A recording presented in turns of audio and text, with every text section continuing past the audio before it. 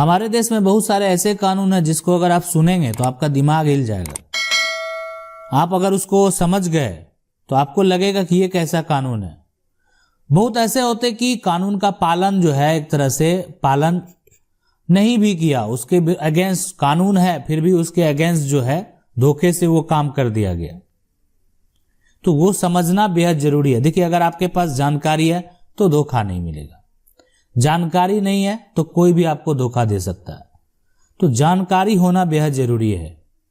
आज ये सवाल आप देख रहे हैं ना कि पिता की खरीदी संपत्ति को बेटा नहीं बेच सकता है, इस पर हमारा कानून के सभी नियम क्या हैं, इसको आज समझने का प्रयास करेंगे। और आपको जरूर है ये समझना चाहिए कि अगर पिता के द्वारा कोई संपत्ति को खरीदा जाता है तो जो है वो बेटा नहीं बेच सकता है। इस पे क्या क्या नियम हैं।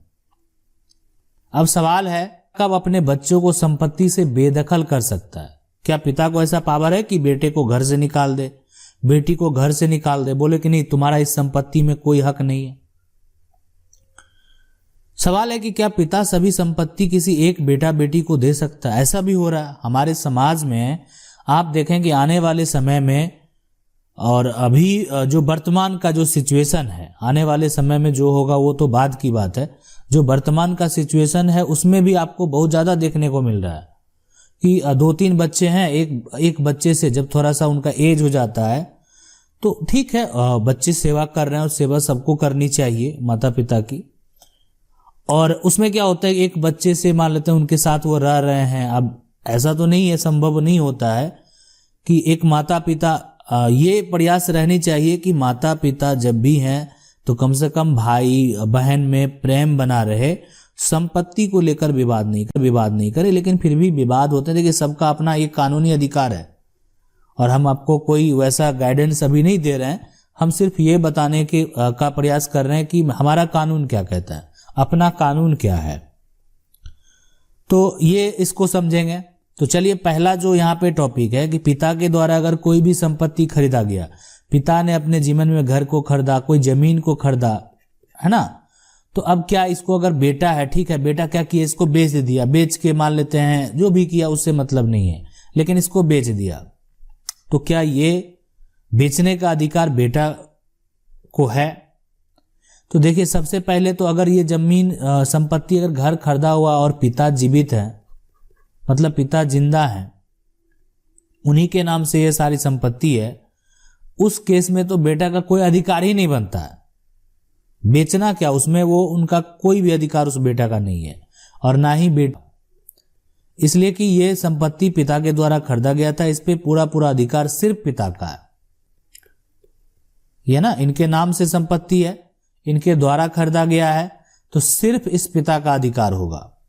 अब सवाल है कि अगर यहाँ पे पिता जीवित नहीं है तो, जैसे अभी पिता जीवित हैं और पिता अगर जीवित नहीं है तो ठीक है, पिता के द्वारा ही संपत्ति खरीदा गया है, लेकिन अभी पिता जीवित नहीं है ना, नहीं है, तो उस केस में क्या होगा कि अब तो पिता है नहीं, अब अगर बेटा है और बेटी है, कोई भी संपत्ति मान लेते हैं मकान खरीदा गया या जमीन खरीदा गया, है ना, वो एक तरह से पिता के नाम से खरीदा गया, तो अब ये पिता की अगर मृत्यु हो जाती है ना, मृत्यु हो जाती है, तो ये जो संपत्ति आप देख रहे हैं ना, इस पे अब अगर पिता के द्वारा किसी को उसका उत्तराधिकारी बनाया गया, ठीक है, तो वो अलग बात है।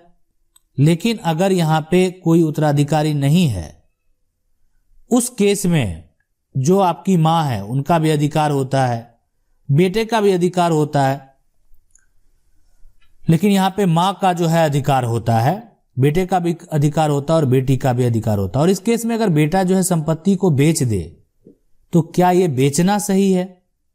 तो बिल्कुल सही नहीं है, इसलिए कि इसमें भी सबकी सहमति होनी जरूरी है। इसलिए पिता का सेल्फ एक्वायर प्रॉपर्टी है, आप उसको नहीं बेच सकते, लेकिन बहुत ऐसे हुए हैं। तो हमारा कानून के जो सभी नियम हैं आप समझ गए होंगे कि अगर पिता जीवित नहीं है, उस केस में उस मां का अधिकार होगा, और उसके बाद मां की अगर मृत्यु हो जाती है तो पिता का जो संपत्ति है, उनके बच्चों का जो अधिकार नहीं। तो उसके बाद बच्चों का भी अधिकार होगा। लेकिन अगर जो पिता की संपत्ति है और पिता जीवित हैं तो उस केस में ऐसा नहीं कि उस मां का भी अधिकार हो जाएगा, बिल्कुल अधिकार नहीं होगा। मां का भी अधिकार नहीं होगा, बेटा का भी अधिकार नहीं होगा, बेटी का अधिकार भी नहीं होगा, इसलिए कि पिता के द्वारा वो जो खरीदा गया, उनकी कमाई से वो संपत्ति खरीदा गया, इसलिए वहां पे जो ना बेटा का अधिकार होगा ना बेटी का अधिकार होगा। मृत्यु के बाद पत्नी का अधिकार होगा। अब यहां सवाल ये होता है कि पिता कब अपने बच्चों को संपत्ति से बेदखल कर सकते हैं, ठीक है, और कब नहीं कर सकते हैं, तो इसको समझने का प्रयास करेंगे। ठीक है, अब यहां पे देखें, हम ये आपको पहले भी बहुत बार बता चुके हैं कि संपत्ति होता है एक जो कि अर्जित किया हुआ है, और एक होता है जो पैतृक है, पूर्वज से प्राप्त संपत्ति है। ठीक है, पैतृक संपत्ति है, और एक खुद से कमाया हुआ संपत्ति है ना, कमाया संपत्ति है। अब पैतृक संपत्ति से अगर पिता चाहते हैं कि यह संपत्ति पैतृक है, और पैतृक यानी दादा के नाम से संपत्ति है, परदादा के नाम से संपत्ति है, या ठीक है वर्तमान में पिता के नाम से ही है, यहां पे जो है पिता के नाम से ही है, ठीक है, लेकिन इस अगर ये संपत्ति पैतृक है तो आप जो है एक पिता के द्वारा अपने बच्चों को बेदखल नहीं किया जा सकता। अगर बेदखल कर देंगे पिता तो बेटे के द्वारा एक्शन लिया जा सकता है, ऐसे बहुत सारे प्रावधान हैं। बेटे के द्वारा कैसे एक्शन लिया जाएगा, क्या क्या प्रक्रिया किया जाएगा, इसके बारे में अगर आप जानना चाहते हैं, आप समझना चाहते हैं, सारे कानूनी प्रोसेस को जानना चाहते हैं, तो आप हमें कमेंट करके जरूर पूछेंगे कि कैसे जो है बेटे के द्वारा याचिका एक पिता के ऊपर दायर किया जाता है, क्या क्या जो है वहां पे आपको ध्यान रखने की जरूरत है, क्या क्या करने की जरूरत है। तो अगर आपका ऐसा इच्छा है तो आप हमें कमेंट करके जरूर पूछें, तो हम उससे संबंधित जो है वीडियो बनाने का प्रयास करेंगे। अगर एक पिता का खुद से कमाया संपत्ति है, तो अगर पिता चाहे, अगर पिता ऐसा चाह रहे हैं कि बेटा और बेटी को इसमें जो है इससे बेदखल कर देना है, तो कर सकते हैं। वो जिसको देना चाहें, अपने भाई को देना चाहें, अपने पड़ोसी को देना चाहें, या किसी अन्य व्यक्ति को देना चाहें, पिता उसके लिए स्वतंत्र हैं, दे सकते हैं। किसी को वसीयत भी कर सकते हैं, आप उसमें कुछ भी नहीं कर पाएंगे, आप कोई भी कानून में जाएंगे। हाँ, उस केस में आप कर सकते हैं जब ये आप साबित करेंगे कि पिता की मानसिक हालत सही नहीं है। बहुत ऐसा भी केस होता है, ऐसा नहीं है कि पिता का जो है मानसिक हालत सही नहीं और कोई उसका फायदा उठा लिया। आप बहुत ऐसे जमीन देखे होंगे, कागज बना के रख लिया और वो कागज तब निकालेगा जब पिता की मृत्यु हो जाएगी। अब तो पिता कुछ कहने लायक है नहीं, अब संपत्ति जो है यहाँ पे बेटा के नाम पे है और उसको कब्जा करने का प्रयास जो है वो शुरू कर दिया। तो ये भी मामले बहुत होते हैं। तो इस केस में आपको अगर ऐसा होता है, ऐसा पिता के द्वारा किया जाता है, तो आप जो है यहाँ पे ये अगर उनका मानसिक हालत सही नहीं है और उसका कोई फायदा उठाता है तो वो अलग बात है, वो उसमें बहुत सारे धाराएं भी लगेंगे, धोखाधड़ी करने वाली भी बात होती है।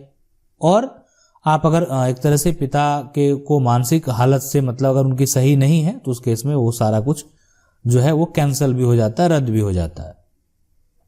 अब सवाल उठता है, क्या पिता सभी संपत्ति जो है किसी एक बेटा और बेटी को दे सकता है? देखिए, हम आपको बता दिए ना कि पिता का जो संपत्ति है, पिता भी एक संपत्ति में हिस्सेदार होता है। एक पिता है, एक बेटा है और एक बेटी है। पिता ने कोई भी संपत्ति अपने से नहीं कमाया, वो अपने पिता, अपने दादा की संपत्ति का उपयोग कर रहे हैं। उस केस में उस संपत्ति को 3 हिस्सों में बांटा जाएगा।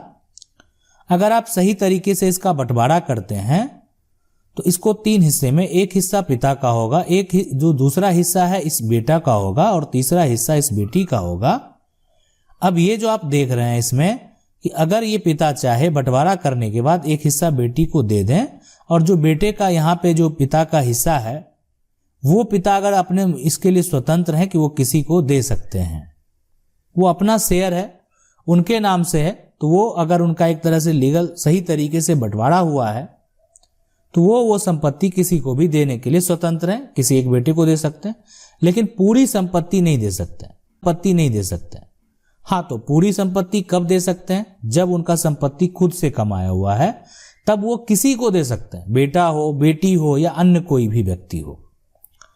अगर आपको जो है ऐसा लग रहा है कि यहाँ पे कुछ और आपके सवाल हैं या आपका जो समस्या है इससे कुछ अलग है, उससे संबंधित आप जो है अगर चाह रहे हैं कि उससे संबंधित आप उसको जानना चाहें, उस टॉपिक पे आप वीडियो हम बनाने का प्रयास करेंगे अगर आप कमेंट के माध्यम से पूछेंगे तो। आशा करते हैं वीडियो अच्छा लगा होगा। वीडियो अच्छा लगा वीडियो को लाइक जरूर कर दें। चैनल को पहली बार देख रहे हैं, सब्सक्राइब करके जो बेल आइकन है उसको जरूर दबा लीजिए।